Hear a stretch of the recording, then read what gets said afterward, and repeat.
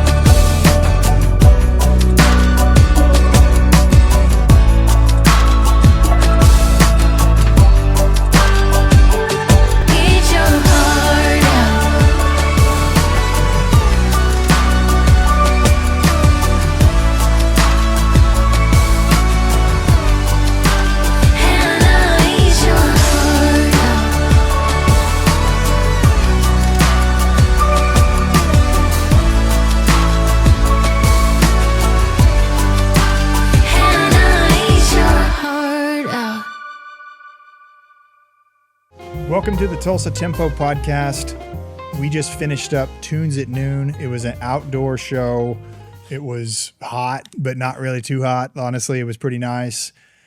Here at the church studio, if you have not been out to Tunes at Noon, you need to come out. It's freaking cool. Take a museum tour, pay homage to Leon or whatever you want to do. They have mimosas, beers. They have pretty much. It's super cool. But we're here today. Luckily, we're getting to sit down with Mike, a.k.a. RR Williams. Hello. What's up, man? Nothing. You and your group got to freaking jam out on Tunes at Noon, man. It was nice. It wasn't in my head. It's jean jacket weather. So when I left the house, I did have a jean jacket on, and then I immediately shed that when I got out to unload. It's like a very pleasant at the end of, warm weather time. So it was very nice to be outside. Yeah. I did get hit in the face with a bug as we were walking over here. And then there was some sort of external distractions going on the whole time we were playing. But otherwise, very fun set to play outside. And happy to do it. Happy to be in here with you. Thanks, man. Marginally cooler. Yeah, it is. Yeah, we'll be cooled off before this is done. So we got to listen to your set. And listeners, the audience here is actually going to get to hear and see you guys play your first 4 songs. Cool. We only record them now if they're originals. So when we started this show, we'd record anything, but now we're trying to be respectful to, all the copyright stuff. But we were getting in the weeds with that. Yeah, dude. So, but we're going to listen to them. We're going to watch them. I enjoyed them. I know Caleb did as well while we were recording. Awesome stuff, dude. I mean, thank you. Really good stuff. Thank you very much. And the listeners are in for a treat. But before we get into that, can you just tell us a little bit about you? Introduce yourself. I know you've got some stories behind this building that you own specifically, but just tell us about you and. Cool. My name is Michael Williams. I've been playing music in Tulsa my whole adult life since I was 19. I was in a metal band called the Agony Scene I did that for about a decade, and then various other stuff. Played bass for John Morland back in like the 2010s, 11s, 12s, and then punk bands and this and that. And then I do kind of all throughout that, I've done like singer-songwriter music, which is what RR Williams has ended up being. That's what that is called, because I have a very common... Mike Williams is like the most common name on the planet. So posting music as Mike Williams is difficult, because it'll get like, there's like a DJ and a Christian stand-up comedian and all this stuff that sort of gets lumped together. Got So, I do that. I run a listening room north of downtown called St Cecilias Listening Room, and it's like specific to songwriters. We've kind of branched out a little bit since its inception to kind of include other things, but mostly it's like a quiet place to listen to songwriting music, and mostly folk and Americana and jazz is what we do in there. And I run that with my wife and my partner, Carl Carbonell. And that's me in a nutshell. That's why I met you, dude. And yeah, that room. I remember that in the middle of us playing. I was like, oh, it's a guy from that was interviewing Dan. Yeah. Dan and Chris. I led him into the basement. Yeah. No, it was cool. And I tell you, ironically, that's like a converted church too, as well, right? Still, I mean, we rent the event space of an active Catholic church. Got it. They still have mass in there on Wednesdays and Sundays, and then we operate around what they do. But that's still an active church on the other side. Yeah. And we've almost never gotten in trouble for anything from them. Oh, dude. One time I was having band practice and I forgot what day of the week it was. I was filling in bass for my friends in Streetlight Fight. They were playing opening for the Descendants at the Canes. Oh shit! And so we were like learning the set real fast because they asked me real last minute to do it. And so it was a Wednesday night at like 7:00, and we're in the middle of our very loud street punk set. And then the door comes flying open, and the priest from the church in full robes was like, "Hey, we're having mass right now, and we can hear all of that." And that's the first time I've been admonished by someone in like, Catholic robes and regalia and all the things. Especially the type of music, man. Yeah. It's probably the most punk moment of my whole life, being yelled at by a priest for playing too loud during church. That's so cool. I felt mortified though. I did feel bad. I wasn't like, "Fuck you, dude." Can I swear on this? Yes, you can swear. All right, thanks. I didn't like give him the finger and be like, "Of course too not." Loud, Of course not. But that's so cool, dude. I guess so. No, it's a cool thing for a 40-year-old man to do for sure. Yeah. Is to get in trouble for playing too loud. Well, when you're growing up, you said you grew up, you started music early. I know I did too, and that would have been the coolest thing in the world. Oh yeah, if young me got to see that, he'd be pumped. But 40-year-old me with grown kids of my own, and it is a very funny thing to be like, you're still doing things like this at this age. But yeah, that's all. I don't know. I don't know how to grow up, man. Hey, you're doing great. You're doing great. You played the church studio today. Yeah, and that was a real honor, dude. I'm pumped. Well, most people didn't leave, so that's good. Yeah. I think more came. I think honestly, people sit down and listen. You know what? I have trouble. I do the thing. I like to not inside usually, but if I wear sunglasses, I kind of zone out, close my eyes while I'm singing. And every time I would check back in with who was there seemed to be more and more people there. So feel like we're doing a good job. Well, let's take a listen to the first song on your set. Okay. I believe it was, because it Can't Be Forgiven, or is it Photograph? Oh, it's called Photographs. Photograph. So if you're listening in, if you're watching, we're going to catch the first song of you guys' set here at the church studio, Tunes at Noon, called Photograph.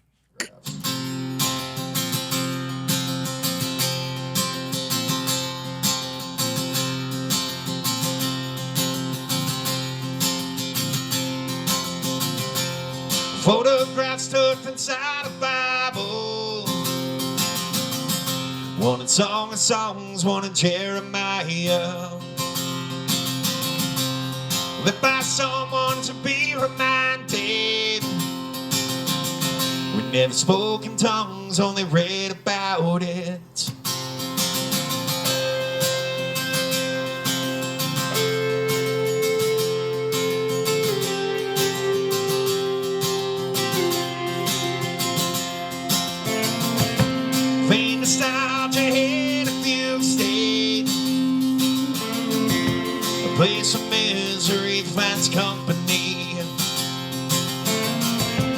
Teenage angst never reconciled. Stood for nothing we couldn't find. Sometimes the past is rushing in, and sometimes the wrong feels right. It doesn't matter where you've been, it finds you right on time. And though we done what we did, we could be forgiven.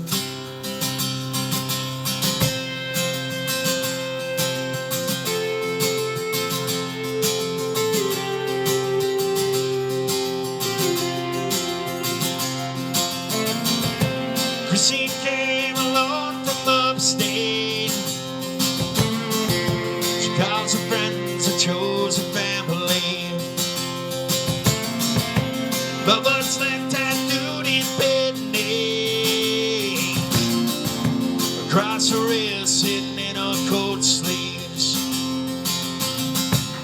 Teenage angst never reconciled. Stood for nothing we couldn't find. Sometimes the past comes rushing in, and sometimes the wrong feels right. It doesn't matter where you've been, it finds you right on time. And though we done what we did, we could be forgiven. Though we done what we did, we could be forgiven. Though we done what we did, we could be forgiven. They say there's more to life than living like you're dying. Then it's a coin toss if there's an afterlife. They say there's more to life than living like you're dying. Then it's a coin toss if there's an afterlife. They say.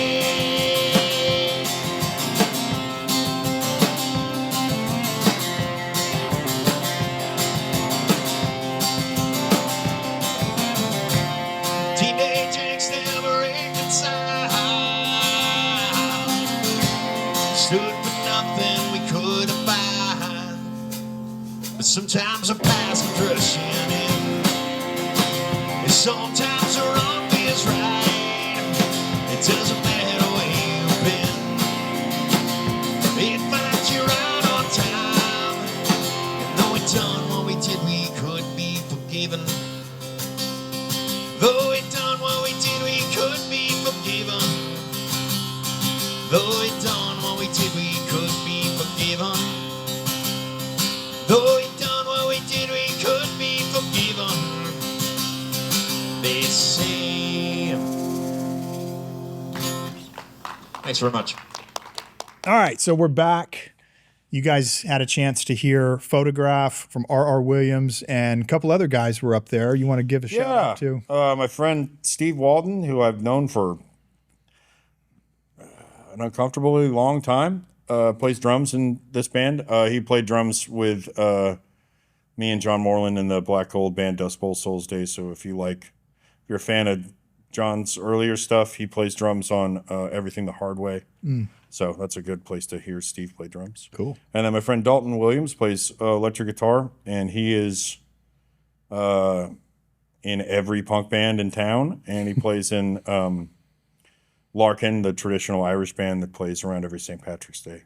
He plays guitar for them, and he is the nicest human being you've ever met, and a real sweet man. And I'm glad that he's in my band, and he also is not related to me in any way. So we both happen to be Williamsies. Okay, well, and if you're a Williams, one of my best friends was a Williams, and everyone was a Williams when I was growing up. Oh, again. So The original William really got around. Yeah. Sorry. No, it's good. So I'm going to geek out on gear for a second for this song. Sure. So what's the guitar you were playing? That is an AMI Tripolot 18 copy. It's like remember Sigma? Yeah. So Sigma is like the original cheap Martins. Mm-hmm. And then there's a new person that does that. They bought Sigma and now they're called AMI. And they just make Martin copies. Yeah. And that guitar came from my friend Carl Carbonell. I recorded a song for him at my house.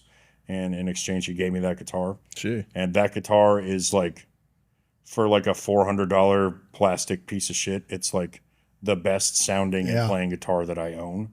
And that's turned into the default. I don't know what it is about it. Like, just like everything came together the right way to make that like my preferred guitar. It also has a really wide, like Martin style neck profile because I have little stupid fingers, and it's like the easiest guitar to like finger pick for me. Yeah, so it was sick. It sounded great, dude. I was wondering. It's wild how good it sounds. Yeah. And yeah, I don't know. I've played, I've tried to go back to other guitars that I have, and I just don't like them as much. They don't cut through the way that does. So it's got like, it's bright without being like too pingy. I don't know. No, it was good. Acoustic guitars are tough. I was wondering the whole time what kind of guitar is it? Yeah. So, hey, dude, everywhere I go, some people ask me what it is, and it's like that you can get this for $380 on Reverb. Like they're cheap. Yeah, but it won't be RR Williams. That's guitar, true. I didn't sweat all over it. It's not gross from me. Anyway, well, let's get back to your song. So Sure. appreciate that. It's okay. I go on, dude. I'm like such a tangent. Like this podcast will be 4 hours long. No, we'll cut it down. Dude. Allowed to talk. Yeah. We'll cut it You're out. gonna have to edit so much. I'm sorry. Well, tell me about Photograph. Like, where you wrote that? Yeah. Can you have a story behind it? Like, how'd that come to you?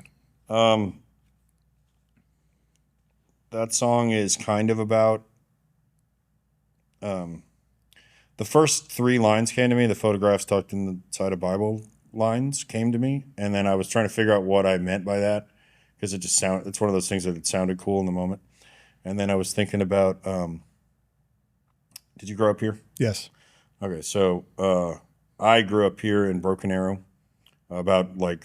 So all of my friends that I still am friends with, we all lived like within 5 minutes of each other in Broken Arrow. Shit. And we all were sort of into like punk rock and skateboarding and, hardcore and all those things at that time when we were, 13, 14, 15. But everyone that I knew was required to attend youth group. And so all of that sort of rebellious culture was filtered through like what was appropriate for, like, it was all like basically you were allowed to listen to Christian music. So all of the like being like a weird rebellious teenager was like kind of through the lens of like, but my parents aren't going to be mad and God won't be mad because we're doing the Christian version of the rebellious thing. Yeah. So that song is kind of about like the sort of like hang-ups you sort of have around that. Like, like if you listen to something or watch something bad or like bad in quotation marks, bad under the guise of that thing. Or like smokes, we would all smoke cigarettes and some people would try beers and like all the sort of, antics you get up to is like, making out with a girl. Whatever it is that you would sort of get up to as a teenager, like there would always be this weird sheen of like, God's watching and he's mad that you did that. And that's what that done what we did, we could be forgiven thing. It's sort of that's sort of your get out of jail free card of the like, getting up to no good as like a weird repressed teenager. Did you write it when you were that young? I mean, is that? I wrote it like a year or 2 years ago. But it was based on some of those. Yeah, well, I don't know. Like I have a pretty. The first lines came through and then I was trying to equate wherever I was trying to go with that to like what real things I have experience with that I can talk about. Yeah. And that's sort of where my head ended up was like the that period of time in my life. No, that's great, dude. Where did the name come from then? Photographs? Yeah. It's just the first word of the song. That's it. Yeah. And it just came to you. That's cool. Yeah, I'm not good at I'm not good at naming songs. I don't even check to see if other songs are called that anymore. Because it doesn't matter at this point. It's with streaming music and just the amount of sheer information that's available to everybody. Like trying to think of an original song name is like preposterous. Yeah. Like there's too much. So unless I get sued by somebody, whatever. Not for a song name. Yeah, I don't have enough awareness of like different eras of music to be like, I have an old song called The Wait and I don't know that the band has a song called The Wait. Like that's like I don't have points of reference like that. So. Yeah. you know. No, it's all been written. Supposedly. It's all been done. Yeah. Supposedly, yeah. Yeah. Try to come up with a band name now too. That's Wow. Well, is that what you guys are trying to come up with? no. I see. I gave up a long time ago. It's just easy. Stick with RR Williams, man. No, that's great. Well, you know what you should do? Because we were talking earlier. You said it, RR Williams is kind of like a construction company. You should do RR Williams and Co. That's not a bad idea. I was thinking about how to not sound like the corniest thing in the world and add some sort of like the Wrecking Crew or whatever bullshit I could come up with. But it's cool. very hard to think of a band name. No, So I agree. I'll just do this until it doesn't matter anymore. And I don't have a cool enough real name to, you know what I mean? You don't need a real name, dude. My buddy's name is that runs St Cecilias. His name is Carl Carbonell, and you couldn't pick a better stage name for like a singer-songwriter. That's artist. Like that's so good. You got the alliteration. That's true. Sorry about all the editing. No, that's all good. Thank you for walking us through the history of photograph. You're welcome. And I appreciate it. So next up, our second song here, Last in line, if you're going in order. I got, Last in Line. And it's got the word, God saves the last in line. Yeah. Dude, that song was awesome, man. Thank you. We're going to hear it, but Sure. in fact, everyone take a listen, check it out. Last in Line.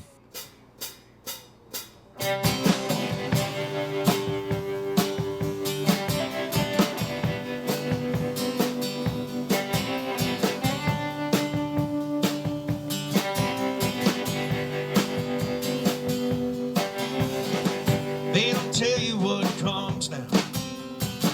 Talk is cheap, but the price goes. Got intrusive thoughts, I don't dare say it loud. Never cared for understanding myself. They don't pave over holes off the main streets. It's at the roads gallery and the nosebleeds. Let them watch from on high, pour his criminal lies in the land of the formerly free. Heard a joke somewhere I don't dare to repeat, 'cause the timing is wrong and the subject is bleak. The settled punchline, the premise ain't funny to me. God save the last in line.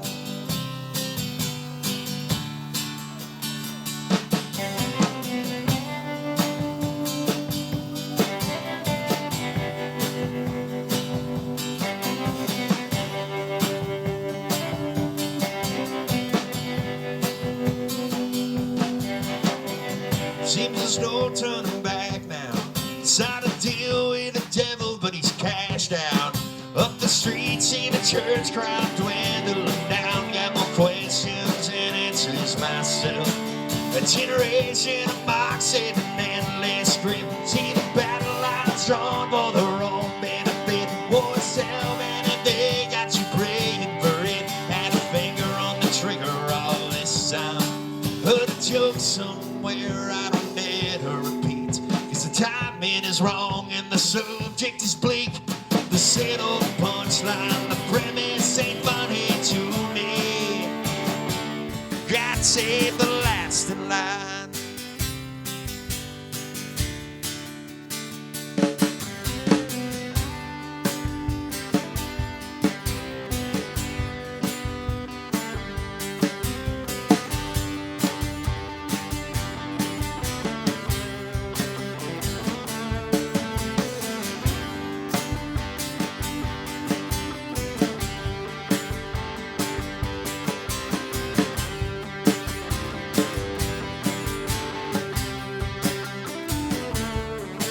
Well, the odds never shake out even.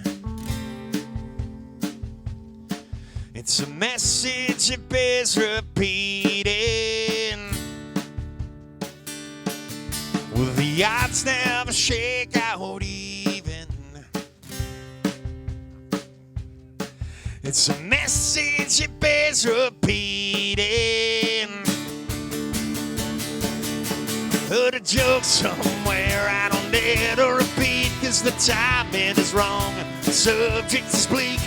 The settled punchline, the premise ain't funny to me. God save the last in line. God save the last in line. God save the last in line.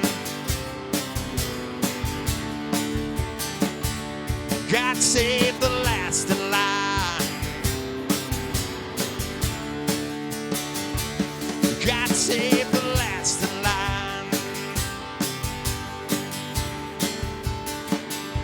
God save the last in line.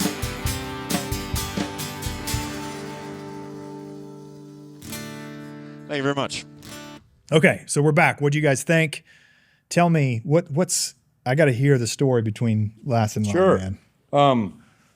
That's another one where I kind of was like, that was written sort of in and around like, not like COVID times, because I was trying to really hard to not write. Like, I think a lot of people wrote songs about COVID. Yeah. And not COVID specifically, but like that era. And I thought that kind of would not age well, and that you wouldn't have like a timeless song that way. Yeah. I have a lot of criticism and maybe critiques of like the way that we take care of or don't take care of people in this country in particular. And I think that like a lot of things are prioritized over like the health and well-being and happiness of like regular people. I think the little guy and the working guy is forgotten a lot in light of like spending money on a bunch of other nonsense. Yeah. And so without getting hyper political or anything, because it's not really a political song, it's more of a just like, you know, clearly we could do more to help people in need, like unhoused people or, you know, working people or people with a lot of kids or families. And, you know, there's not a lot of attention paid to that. Dude, it was that's a great line, dude. I don't know where Thanks. you got it from. Thought of it. It wasn't a COVID song, but it was kind of during that time when all those feelings were running around with Yeah. about how our country's handling things. It came to you then? Yeah. Well, just that there is a like a pretty good wellspring of stuff that I thought of around then, which was like, I think, it was like very much like, you know, people are really losing a lot. You know, a lot of people lost a lot of stuff, you know, their businesses and homes and jobs and, you know, loved ones and things that there was just sort of like, it's shocking to me that like, there's not more that can be done for people. And that was sort of like the genesis of the song. And then the second verse is about people aren't finding, you know, the sort of like sense of community and support like they used to, like maybe that they would get through church or family. Because there's been, I think, a sort of retreat from all of those things that used to probably hold people up better. And I agree with that too. And, no, that's good stuff. And then there's always seems to be money for war. And that was the other line. That was the other kind of, despite anything else, there's definitely always money to like kill people elsewhere. That seems to be where a lot of it goes. So no, you're not wrong there. When I was in corporate world for 20 years, and we knew when we were at war, business was good. Yeah. And it sucked to know that, but you were like, all right, these next couple of years are going to be good because there's that economy churning behind that. And we shouldn't be going political on this. That is for sure. Not so at all. we're going We to should go really- another way. I don't know what, But I'm it's sorry, a deep I didn't song. mean to do that. Very deep song. I didn't mean to do that. I wasn't trying to say anything other than like me either. take care of working and less fortunate people, marginalized people, and we should stop killing a bunch of people. Yes, we should. I think that's a pretty universal. Either way, it's a great song. You guys should play Thanks. it back and listen to it again. Thanks. We can skip and do a different song. I'm sorry, I kind of backed you into a corner there, dude. No, you're all good. So next up, we've got your third song on here. I've got it as The Chase. All right. So before we get into that, telling us more about it, we're going to take a listen. This is RR Williams, Steve Walton, and Dalton playing some The Chase. You guys take a listen. Enjoy. $400 for a basement apartment in Midtown in 2001. I was young and in love on the doorstep at 21, dancing to the beat of her drum. Didn't drink or get high, chain smoke whatever brand of cigarettes she would buy. She'd have both, so I'd drive to the parties where her hairdresser friends chase her Xanax with wine. We used to hate what we'd become. Stuck in a place we're running from. There's always the chase that led us back to each other's arms. We're both to blame.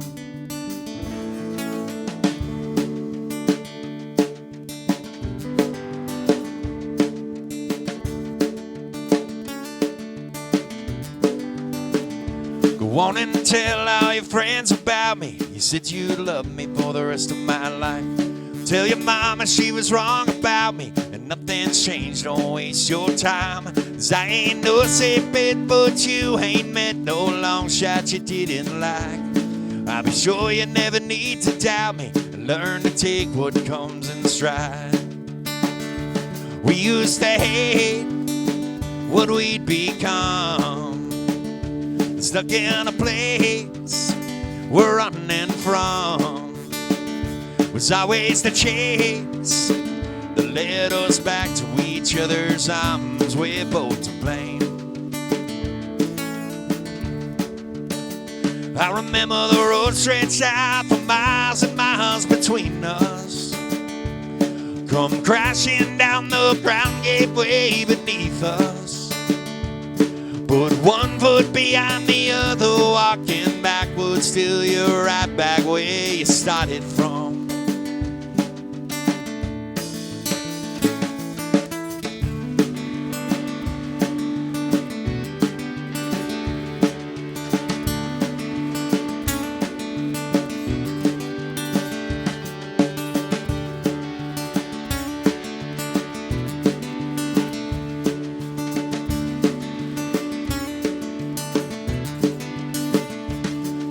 To hate what we'd become.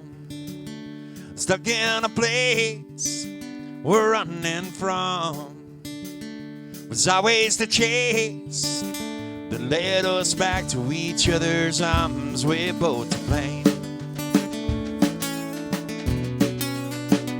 We're both to blame.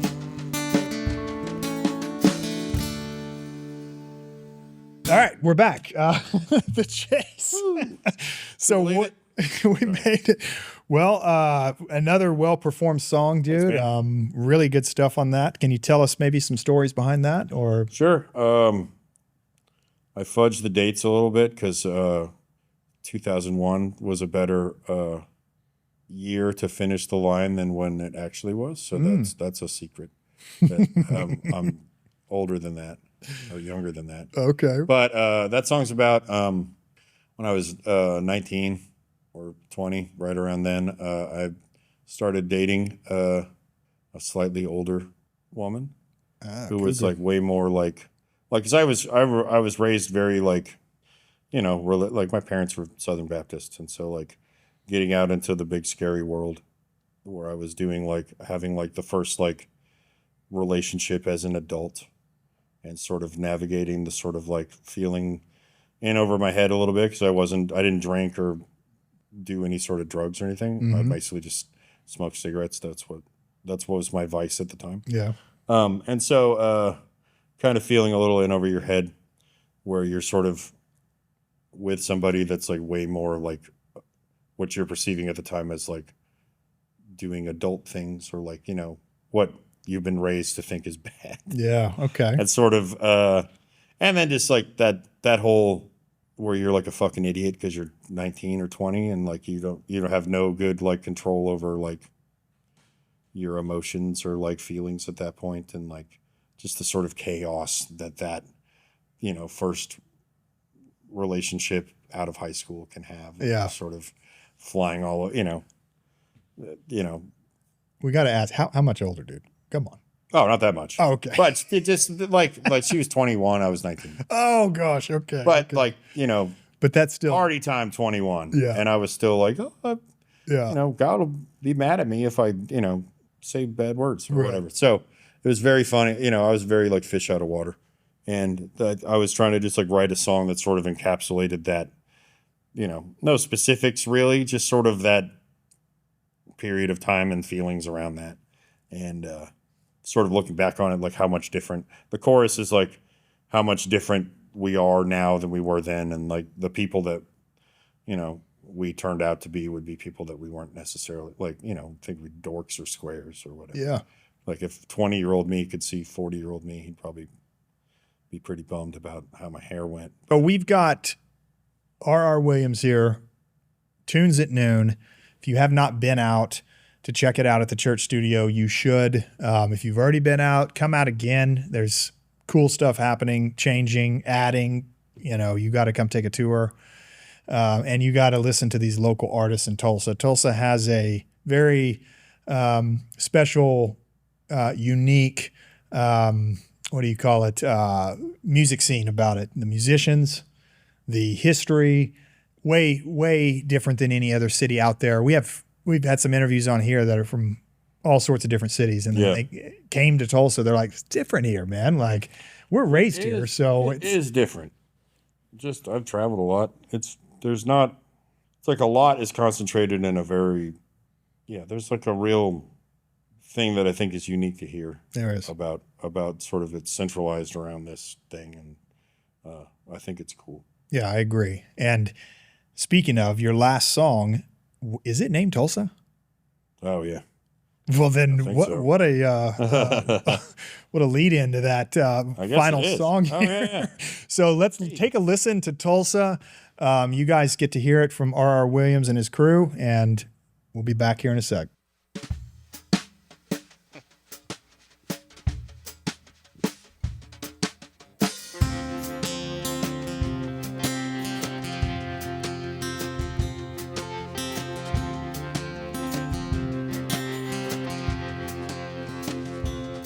They got problems on the top, man, couldn't get it off the ground. I got baggage unclaimed left spinning on the carousel. I need a cigarette and a phone call. Recount a million ways it's all gone wrong. To end up anywhere except where I started from. Well, I got time, nowhere to go. There's money in my pocket and nothing to spend it on. And I got friends that I don't see. They don't answer when I call. Tulsa had never been a welcome sight at all.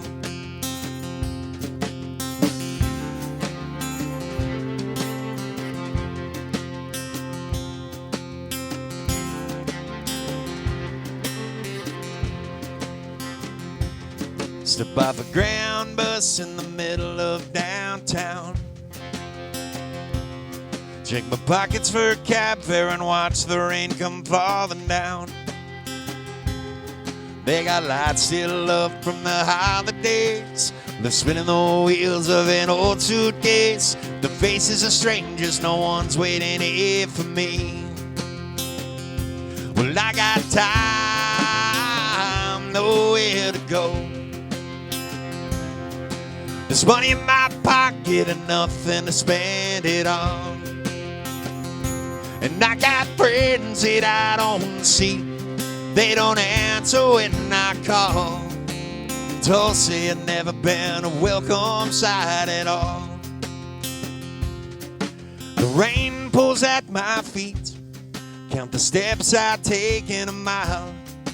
Each breath that I can see leaves a momentary trail behind me. If anyone asks for me, I'll be holed up in my room and hope to leave again. It's like I'm sinking in.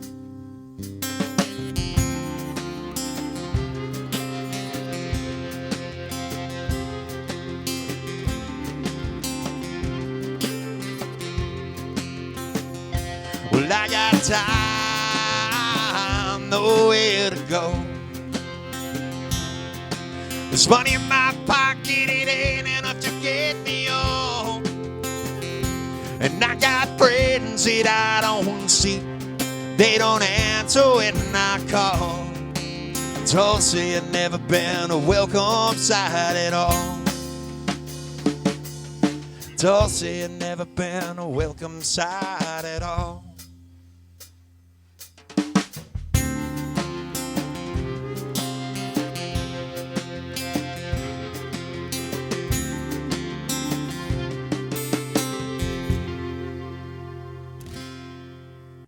Well, let's hear. What's up with this Tulsa song, man? Tulsa is written about a couple of different specific things. I used to tour a lot when I was younger with my metal band, and I liked being on.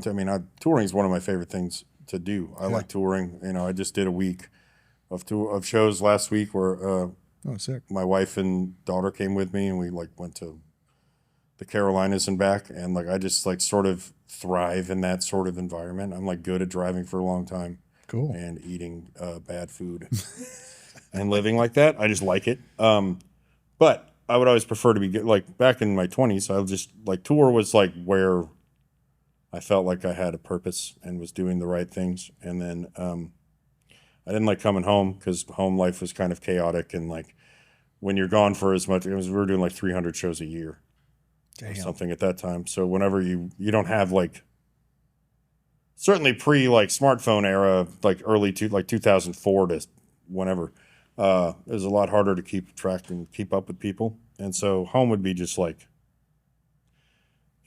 barely had friends and barely knew what to do. And so I didn't like coming back here and ending up back here, for when we would have long stretches, it felt like I was fucking up somehow by not having the next thing coming up. And I just wanted to get back out of town, and Tulsa kind of turned that Tulsa thing sort of just turned into a stand-in for I feel restless here, or this is not working out the way I wanted to. And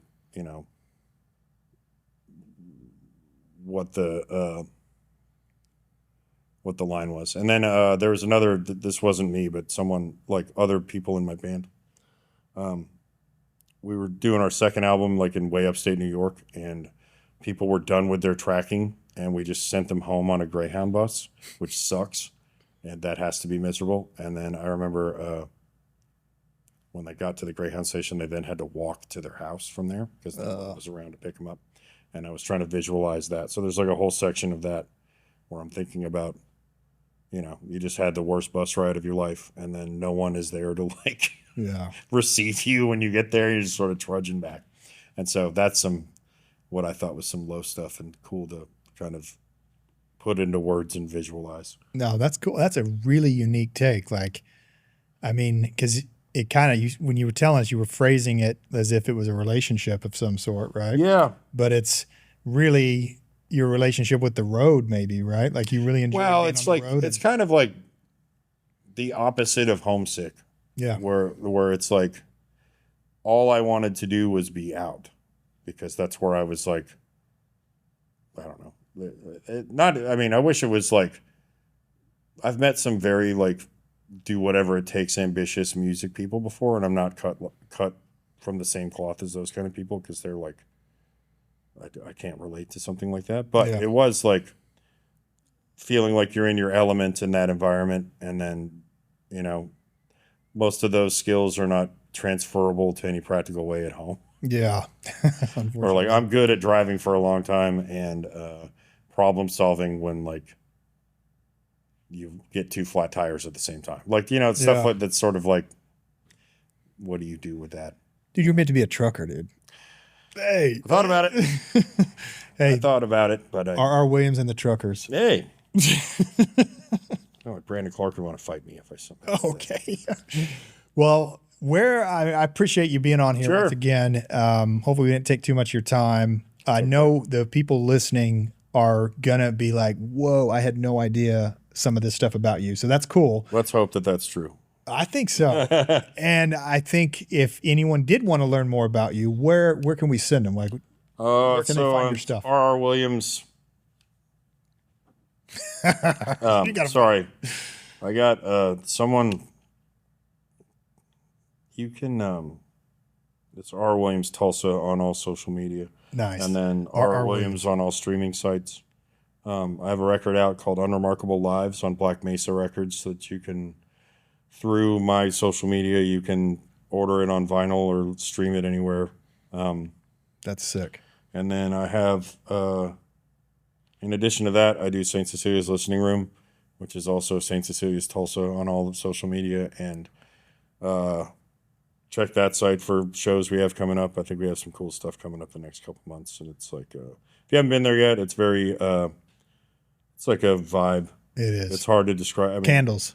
there's candles. We got a little piano. It's very DIY, so It's badass, if dude. that's charming to you, and it is inside of the event space of a church, so you can't get too rowdy When in the session. parking lot because people will be mad at you. But I've been there. It definitely has a vibe, and Yeah. it's super chill. If you have not been there, it's a great place to listen to music. thanks, man. So good choice, and good luck to you on all that and Thanks. adventures, man. Thanks for having me. And thank you for being on. You guys know where to go to find RR Williams and his crew. Thank you for listening, and we'll catch you guys next week on the Tunes at Noon Tulsa Tempo podcast. Yes, you should have left those glasses on the whole time, dude. I'm sorry. They make me kind of sick to my stomach.